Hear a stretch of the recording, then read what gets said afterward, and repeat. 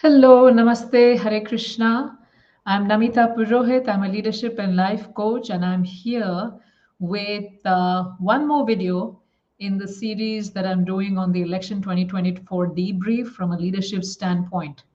And today we're going to talk about the dream team, the Avengers dream that Trump created. And did that help him win the election? We're also going to talk about how leaders can focus on building their dream team. And this dream team is not just people who work for them or work with them, but it's also a bunch of, having your own circle of advisors, your own board of directors. How do you choose them? Who do you have on board with you? How do you make sure, how do you ensure that you're having the right people so that it benefits, the purpose that you're trying to accomplish? And also hiring based on personality types. So stay on with me as I bring up the slides here. So this is Trump's winning formula. I love this meme showing, his dream team as the Avengers team. And I also want you to think about how good is your team. And this podcast is sponsored by the Lead with Ease Academy, run by me and my team, which is a place to boost your leadership. And if you're looking to grow your leadership to the next level, I would really invite you to join the Lead with Ease Academy because it helps you with your inside out transformation of your leadership. And you learn my signature three-step leadership pro model, Lead with Ease Pro model, where you work on your person, the personal level. Then the next is the outer circle, which is your relational level, impact, influence, leadership, brand, team, all of that, executive presence. And the third level, the third concentric circle is the organizational level. Everything about strategy, everything about purposefulness, everything about profit, everything about crisis management, change management, and so many different things out there. So I invite you to join, consider joining the Lead with Ease Academy if you are looking to boost your leadership, where you get access to courses, coaching, and community with me. And let's look at now how Trump achieved, this dream team and how it impacted him and how it helped him win the election. So the right team helps you build trust and credibility amongst your people and the people whom you are trying to influence. One thing that a leader needs to exude is um, and embody is certainty. And that certainty comes. There's another video I'm doing on Elon Musk that I'd like you to watch, and that would be next in the Lead with These podcast that we have. So stay tuned. Subscribe to my YouTube channel to know more. Link in the description below. So subscribe to my channel so that you get a notification of that. So talking about certainty, what people invest in those leaders in whom they see certainty that this person will get the job done, this person will win this football match, this person will make America great again. All right, they're looking for that certainty in that person, and that certainty doesn't come as a result of all the odds stacked in your favor. The certainty comes from the inner leadership, the self leadership that the leader has cultivated, that no matter what happens, I'm going to figure this out and I'm going to make this happen. And I've made another video on Trump, on how he gave that certainty and he presented himself as the CEO of America to the people, and how he was able to build voter confidence. So that's another separate video that you can watch. The link is there in the description below, and I'm sure it's showing up somewhere here, wherever you're watching. And it's part of this playlist also, which is about the elections 2024 debrief. Now, another important thing that helps a leader embody and show up with certainty, or is, of course, their own inner world, but what convinces the followers of their certainty is the team they're supported by. And Trump did really well on that, right? So many came together to back Trump out of their own goodwill, seeing their own benefit in backing Trump. I'm not saying this just happened out of some very pure desire to serve. I'm sure everyone was looking for their back also, and we'll get into that as we chat. And But there was one thing he was very clear on, and he was very clear on making America great again. So all those who resonated with that philosophy, who wanted that thing to, for America to get back and, to reclaim its glory, they all came together. And he made many controversial statements. He was criticized heavily in the media, but he just stood strong. And that certainty of his, he attracted those who wanted to contribute to his vision of MAGA, right? Now, when you look at the kind of people he attracted, and we're going to get into that Avengers team, that meme, right? So he attracted Bobby Kennedy. Bobby Kennedy, lifetime Democrat, who was running for president as an independent.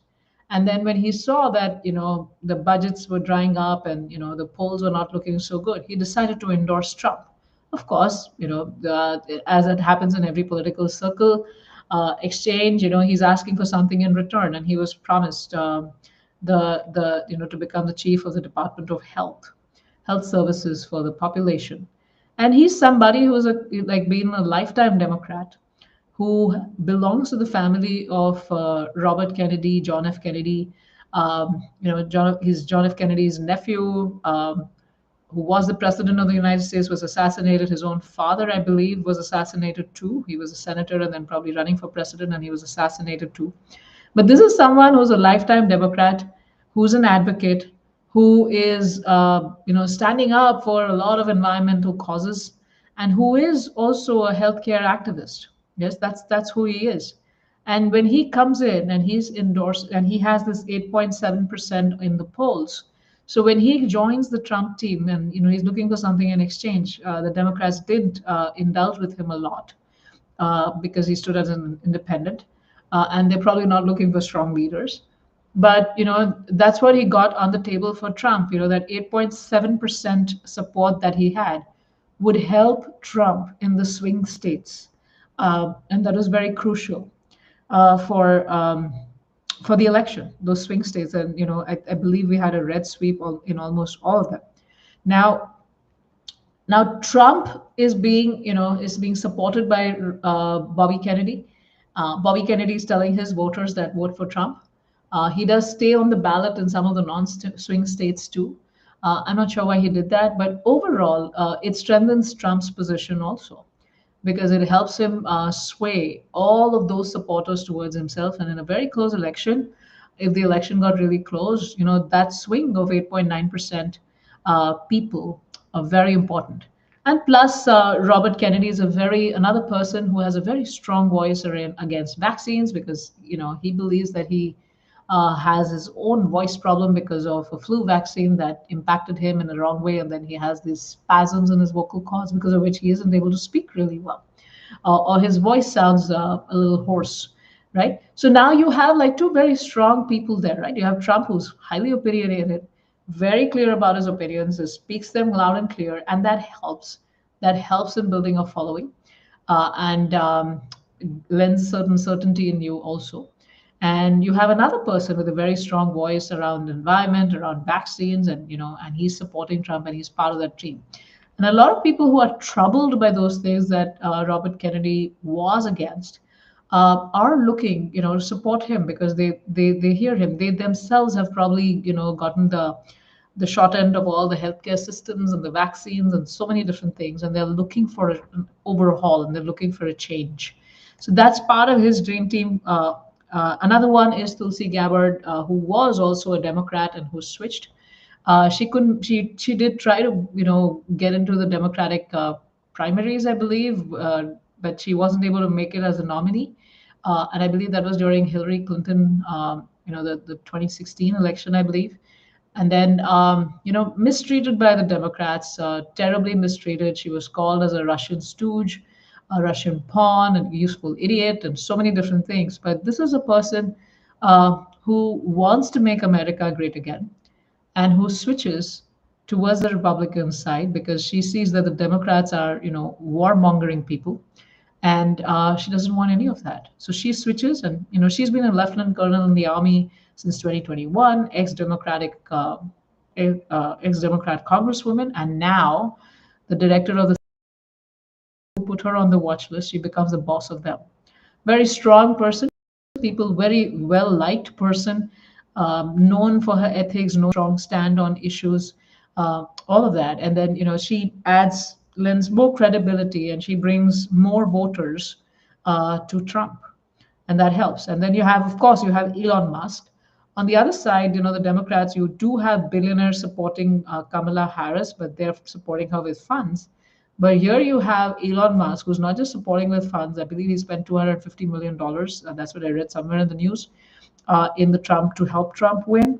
And he also made this PAC, and he also made, he was on the ground, making sure that the swing state Pennsylvania was red. And he was doing that with even supplying buses for the Amish community to come and vote, with running a lucky draw, or people winning $1 million checks, etc. So this is somebody who really believed that to save America and to make America great again, it needed Trump back. And to do that, he wasn't just funding it; he was completely involved. Elon was on the ground making sure Pennsylvania was secured. Now, what is Elon's credibility? He's the founder and co-founder of multiple companies like Neuralink, X, Tesla, SpaceX, Starlink, XAI, to name a few. So he has credibility as a mover and shaker. He has credibility as a bold and fearless person. He's walking the talk. He frees free speech from the clutches of, all the chains that were put on it by buying X, and and doing everything he could, to support Trump. So when people see a person of his stature, multi billionaire, supporting Trump, it again exudes, it again not exudes, but it again adds to the trust and adds to the credibility. On the other hand, when you look at Kamala Harris and Tim Walz, you don't see any of these strong people out there in the open, vocal, well liked by people out there supporting Kamala, right? Yeah, you do have a Barack Obama, but he looks like a ghost now. He looks like this person who has been sucked of all his goodness, and he looks like a ghost when he's talking, and he looks so jealous. He does not making any credible points apart from just guilting the black people into voting for Kamala and things like that. So Kamala doesn't have this strong team, and her endorsements are celebrity endorsements, which really don't have much meaning. Like a Candace, oh no, not Candace Owens. I think Cardi B, and you have Oprah, you have Jennifer, yeah, you have Lopez, you have all these different people, but there's no like, yeah, they're celebrities, and they can create the buzz, and they can create the vibe by sharing on social media they are voting for her, but it doesn't make people believe that she can be in charge. Whereas on the other side, definitely Trump has a lot of credibility, and people have a lot of faith in him and his leadership. He's been successful in his business. And then you see a lot of these different people with strong voices, and standing up for what they believe in, and joining the team there and supporting him. That adds to the credibility. Yes, right. Now Elon was also, he led the way, for tech. Like, many tech leaders were sick of the wokeism that they were having to support, or that they were having to face as major companies. But Elon led the way. Tech was scared to come out in the open and support Trump, but Elon led the way. He's like, I care a damn. I'll do what I want to do. And he comes out, he leads the way, and then a lot of the tech billionaires start supporting Trump in various ways. And then you have Vivek Ramaswamy, who was trying to get the Republican presidential nomination. And then later you thought that he would get the vice president's, he would be on the ticket with Trump. But none of that happens. But he continues supporting. And as Tucker Carlson said in one of the interviews with him, he said that he's one of the few people who were in the race, who didn't make it, but his whole profile got enhanced, even if he didn't make it as the presidential nominee for the Republicans, and his presence got, and his whole persona, his whole brand got even more enhanced. And he was there, very clear speaker, billionaire himself, founder of Roivant Sciences, a pharmaceutical company, and then also an investment founder of Strive Asset Management. Great orator, great at communicating his ideas, great at knowing how to disagree with people, but and still be respectful, but still communicate all the points very clearly. Young guy, very successful, and fully supporting Trump out there. And now he's the DOGE head, the Department of Government Efficiency head with Elon Musk, and they have a task to get everything done, by July 2026. Get all of that, and then son of immigrants, Republican candidate, strong entrepreneur. All of these things lend credibility, and he's out there meeting voters, meeting people, doing rallies, supporting people like Trump in every possible way, and that lend a lot more support to that whole Trump persona that was standing for the election, and that added and increased, the more likable and influential and successful people that were joining Trump. They had their own followers and they had their own people, and it definitely swayed the tide on towards Trump. All of this. Next is JD Vance, the VP pick, right? You have somebody who's come from a very scrappy background, a very poor background, who's very relatable life for every American, and then they had him on the VP ticket. And he was very vocal about the funding that was going on Ukraine, the unnecessary participation in wars, the immigrant crisis, and things like that. And he caught the attention of Donald Trump Jr., who called him on his podcast, and they hit along really well. They became great friends, and then he was eventually found himself on the ticket. Good Christian, um, becoming a good Christian. Also, he was a lot of it was that he could sway because of his story and because of all the work he had done. He could sway the blue collar voters, white blue collar voters, towards Trump's side, and that's what happened, right? So it's not that he would help with the swing states, but he would strengthen the existing Republican base towards voting for the red Trump JD Vance ticket, and also the blue collar voters would be energized. And this whole scrabbled background with a lot of hardships, etc., that increased the connect with the voters, and that was like a genius pick. Donald Trump Jr. really liked him, proposed his name, and it turned out to be a very genius pick. For like, even if there were other people, other nominees for the VPs, if they would have been on the ticket, there were many donors who would have supported those people more through their donations, but they still went ahead with their gut. They chose JD Vance, and then that's the outcome. And like Trump, all leaders, the lessons here are that he couldn't just win the election by himself. Nobody can, right? He even had his own children being part of it. Even his young 17-year-old son was advising him on strategy, on like which podcast he should go on and things like that, right? So you can't make it alone. And as a leader, as a director, as a CEO, as a VP, you need to build very careful strategic alliances, right? As a leader, you have your vision clear. You know what you're after, what you want to grow, what you want to do, what you want to achieve. And you want to make sure that you have your strategic alliances in place in order to achieve that, to boost your credibility. Having the right people endorsing you and by your side and being in your close circle, it boosts your credibility.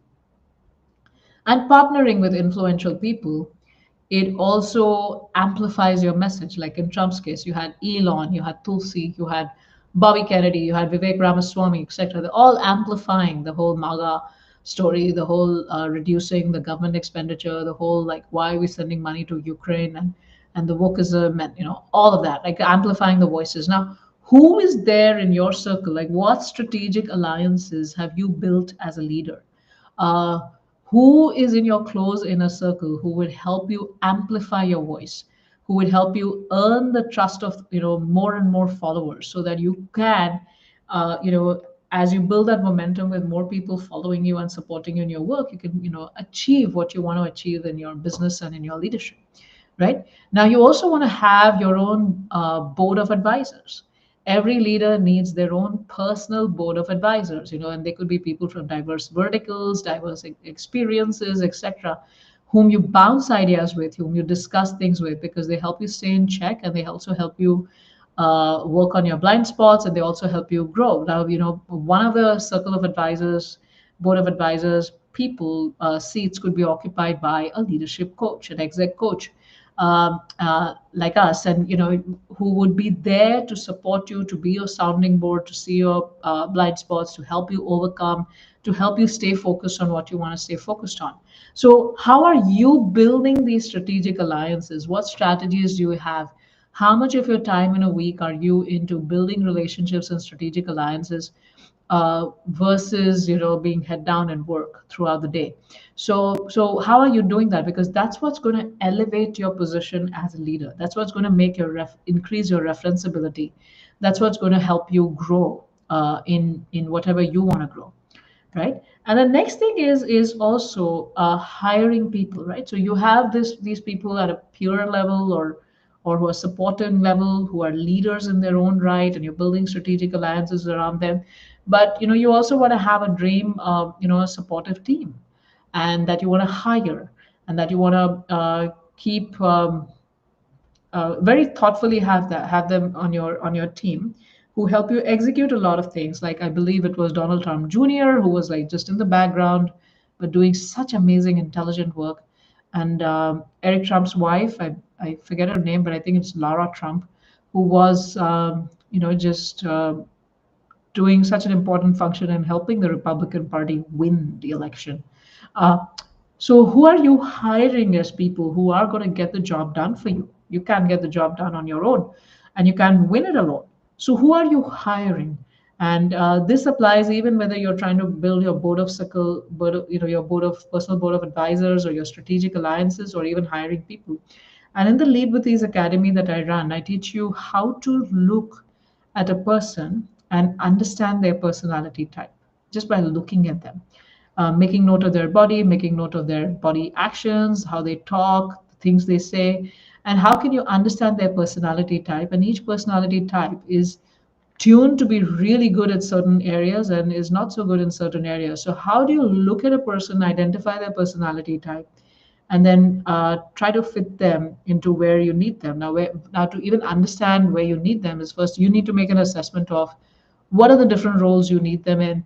Also, what are your weaknesses as a leader, and what gaps you need to fill in your leadership, and how can you have different people come and fill that up for you, right?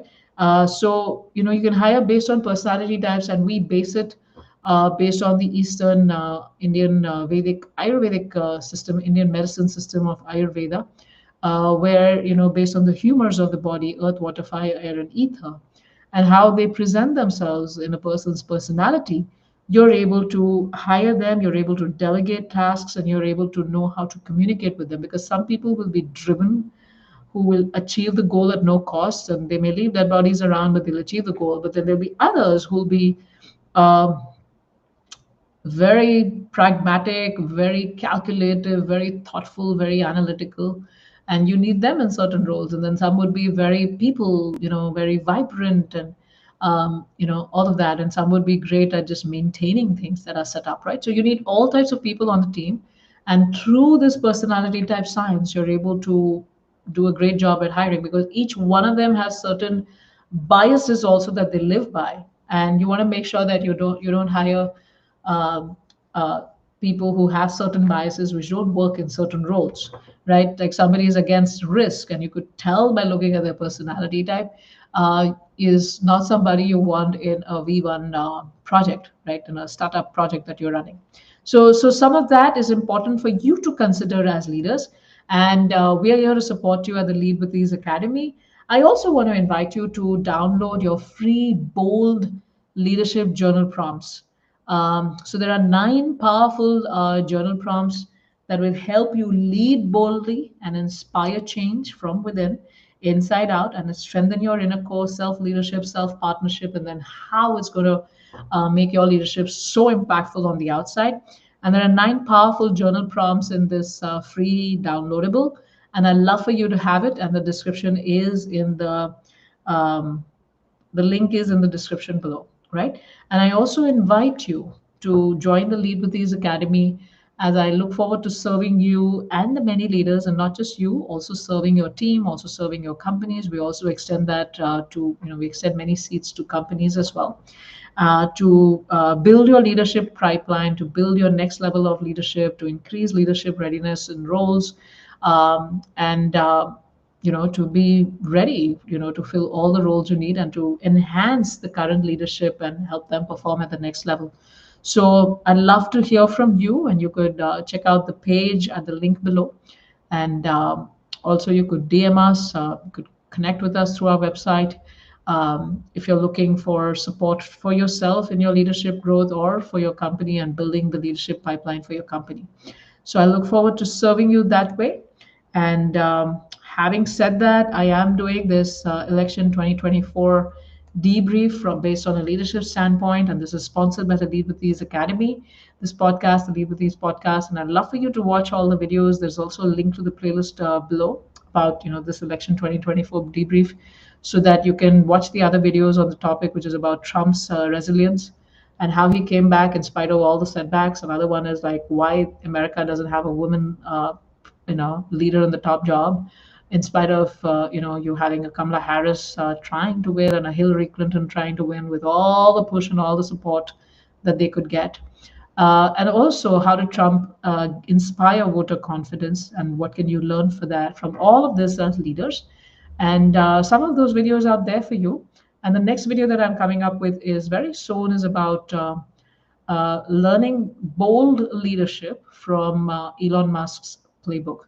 So stay tuned and subscribe to my YouTube channel and click on the notifications so that you're notified for when these next videos come. In my channel, I also talk about life coaching, where I talk about emotions, relationships, overall wellness, and I also talk about narcissistic abuse recovery, etc. So yeah, we're a full-fledged leadership and life coaching company with various solutions for different things that people need in their lives. So thank you so much for watching so far, and I look forward to serving you more. So please subscribe to the channel and keep getting notified of my videos, and